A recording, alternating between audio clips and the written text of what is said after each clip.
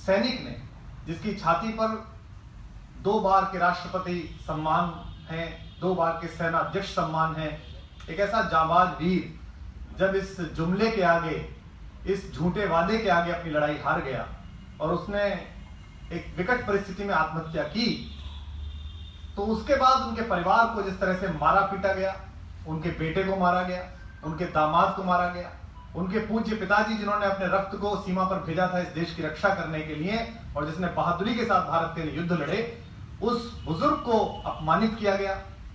और अगर उस परिवार के साथ खड़े होने के लिए दिल्ली की सरकार के निर्वाचित उप मुख्यमंत्री और मुख्यमंत्री बाद में दोनों ने जाना चाहा, तो यह भी भारत के इतिहास में पहली बार हुआ कि एक प्रदेश के मुख्यमंत्री और उप मुख्यमंत्री यानी पूरी सरकार गिरफ्तार कर ली गई। तो एक बार फिर केंद्र सरकार ने यह सिद्ध किया कि फर्जी राष्ट्रवाद की जो दुकान वो चला रहे थे, सेना के पराक्रम से हुए सर्जिकल स्ट्राइक का श्रेय लेने के लिए जिस तरह उत्तर प्रदेश में जगह जगह होर्डिंग लगाकर चुनावी रैलियों को संबोधित कर रहे थे, श्री रक्षा मंत्री जी और प्रधानमंत्री जी भी उसे भुना रहे थे, पूरी सरकार, पूरी भाजपा जिसे भुना रही थी, लेकिन आज ओआरओपी के मामले में उनका झूठ पकड़ा गया, बेनकाब हुआ। हम आशा करते हैं पूरे देश की ओर से, सैनिकों की ओर से, उनके स्वाभिमान और सम्मान की ओर से, जब एक सैनिक की इतनी कारुणिक स्थिति में, जब उसका परिवार सबसे संकट की स्थिति में था, आप वो ऑडियो क्लिप सुनिए, उनके बेटे की भीगी हुई आवाज सुनिए, जिसे कोई सामान्य व्यक्ति सुनेगा तो उसका कलेजा फट जाएगा। ऐसे परिवार को आपने मारा पीटा और अभी तक आपने उन्हें बंधक बना रखा है। और केंद्र के एक मंत्री जी, आप सब जानते हैं गाजियाबाद से जीते हुए श्री वीके सिंह जी जो केंद्र में मंत्री हैं, जिन्होंने ओआरओपी की मांग के आंदोलन का सौदा किया एक टिकट के बदले और बाद में भारतीय जनता पार्टी में चुनाव से 1 महीने पहले ज्वाइन करके चुनाव जीता और मंत्री पद पाया। वो कहते हैं कि उस सैनिक की मानसिक जांच होनी चाहिए कि उसकी मानसिकता कैसी थी, यानी कि उसके ठीक होने पर प्रश्न चिन्ह उठा रहे हैं। और आप उनका आखिरी ऑडियो सुनिए जिसमें वो कहते हैं कि बेटा हमारे साथ बड़ा धोखा हुआ, हम सैनिकों के साथ अनर्थ कर दिया और मैं देशभक्त व्यक्ति हूं, मैं अपनी लड़ाई हारूंगा नहीं, मैं इसके लिए सर्वोच्च बलिदान दूंगा। इसे आत्महत्या ना कहा जाए, ये एक वीर का सर्वोच्च बलिदान है जिसने अपने हक के लिए इस डेमोक्रेसी में, इस लोकतंत्र में, इस लोकतंत्र के तथाकथित मसीहाओं के सामने उसने पाया है।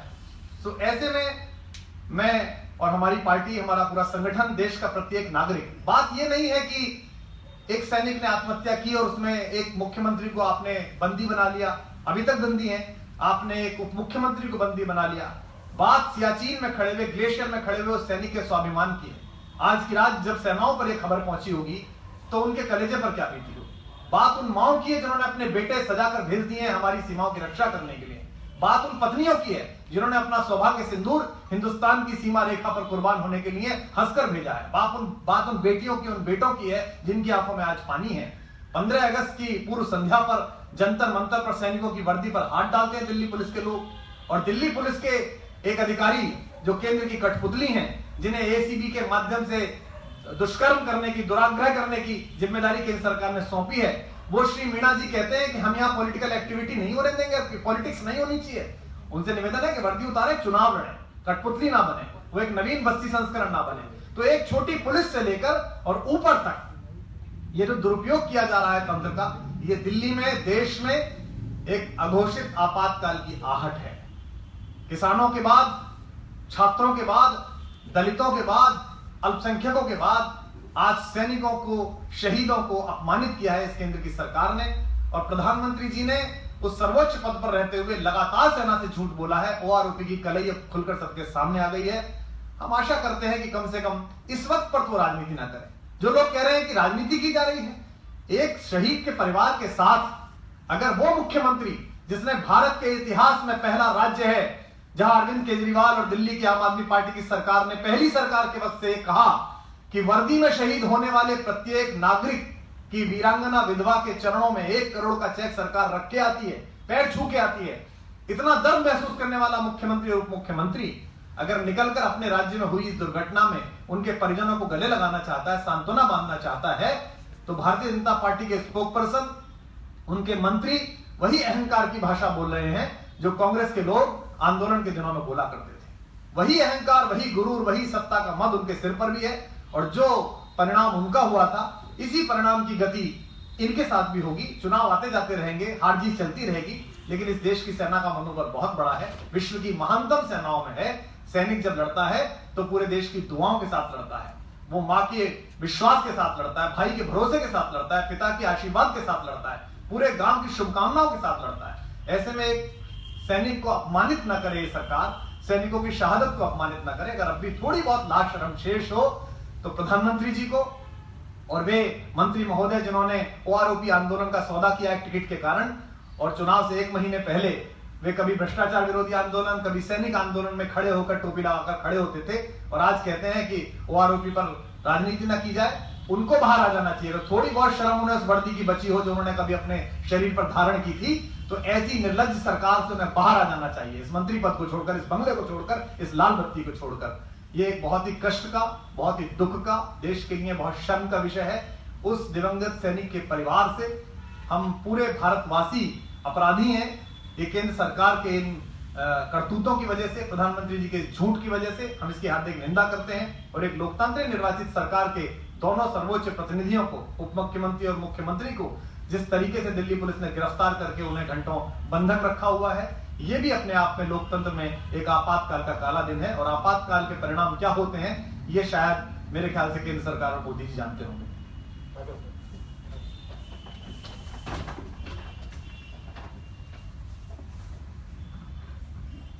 दोस्तों, 1975 में मेरा जन्म नहीं हुआ था तो मैंने आपातकाल नहीं देखा, परंतु माननीय मोदी जी को धन्यवाद देना चाहता हूं कि उनके शासन के चलते दिल्ली में जो आज आपातकाल लागू किया गया वो मैंने देख लिया। लोकतांत्रिक ढंग से चुने हुए मुख्यमंत्री और उप मुख्यमंत्री को किस अपराध तले, आईपीसी की कौन सी धारा में उनको गिरफ्तार करा गया, उनका क्या जुर्म है? क्योंकि वे एक शहीद, हमारे शहीद के परिवारों के साथ, शोकग्रस्त परिवार से मिलने का उन्होंने कार्य करा, प्रयास करा, इसलिए उनको गिरफ्तार करा गया। मैं आज आपके समक्ष ये बात रखना चाहता हूं कि रेवाड़ी में 2013 में माननीय मोदी जी ने वादा करा था कि ओआरओपी लागू करा जाएगा। वो ओआरओपी आज तक लागू नहीं करा गया।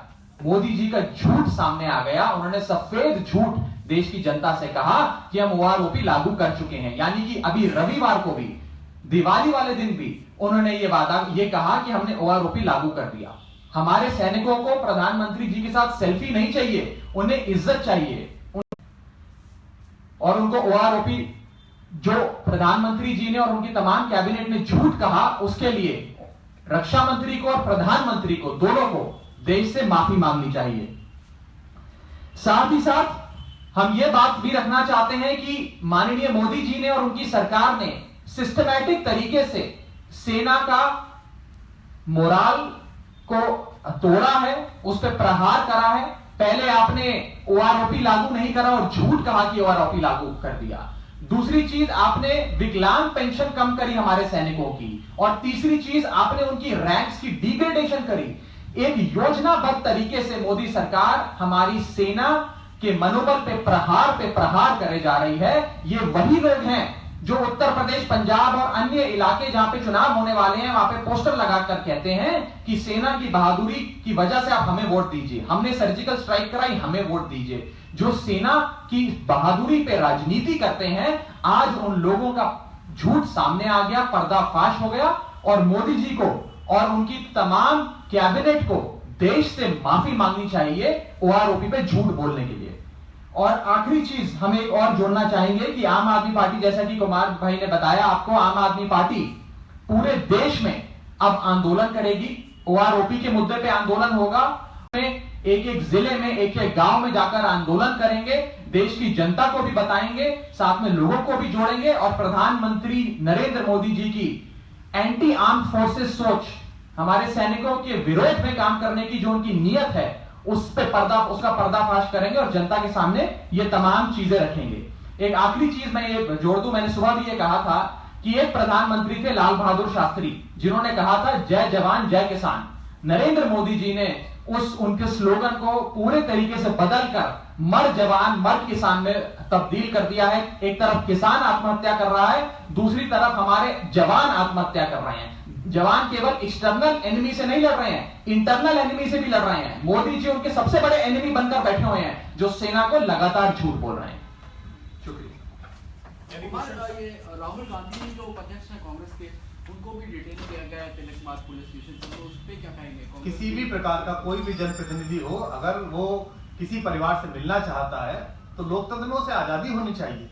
चलिए वो नेता हो सकते हैं वो राजनीति के लिए जा रहे हों, लेकिन एक निर्वाचित जनप्रतिनिधि, एक मुख्यमंत्री, एक उप मुख्यमंत्री और एक ऐसा मुख्यमंत्री जो वर्दी में शहीद हुए किसी भी दिल्ली के नागरिक को भारत के इतिहास में पहली बार ऐसा किया कि 1 करोड़ रुपए के वो उसे प्रणाम राशि देकर आते हैं, ऐसा उप मुख्यमंत्री और उप मुख्यमंत्री अगर संवेदना के साथ उनके परिवार के साथ मिलना चाह रहा है और उसे आप गिरफ्तार करके दिल्ली की सड़कों पे घुमा रहे हैं, कनाट प्लेस थाने में बंद करके रखे हुए हैं, इससे पता चल रहा है कि ये गुजरात की आहट है। लेकिन उन्हें पता होना चाहिए कि जो गुजरात में करके वो सफल हुए थे वो इस देश में सफल नहीं हो सकता। इस देश में लोकतंत्र की जड़ें बड़ी गहरी हैं, यहां बड़े बड़े अहंकारियों के मर्दन किए गए हैं, दर्द चूर किए गए हैं, 424 से अधिक सीट लाने वालों को बहराया गया है और लहर लाने वालों को बहराया गया है। और मुझे लगता है कि उनकी सबके पीछे कि वो एक उप मुख्यमंत्री को गिरफ्तार करें, मुख्यमंत्री को गिरफ्तार करें, लगता आज भी है कि 1.5 वर्ष होने को आया लेकिन 3 की टीस अभी गई नहीं है, वो अंदर कहीं गहरे गड़ी हुई है, शायद उसके कारण भी ऐसी हताशा की प्रतिक्रियाएं होती हैं। कुमार, एक और सवाल है, आगे क्या प्लान रहेगा आम आदमी पार्टी का?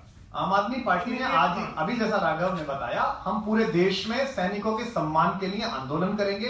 OROP लागू करने के लिए जो विकलांग पेंशन है उसमें जो कमियां उन्होंने की है उनको समान स्तर पर लाने के लिए पूरे देश में आंदोलन करेंगे। कार्यकर्ता आज भी पूरे देश में उतरा हुआ है और मुझे लगता है कि अंततः वो दिन आएगा कि प्रधानमंत्री अपने झूठ के लिए क्षमा मांगेंगे और सैनिक के स्वाभिमान को वापस लौटाएंगे।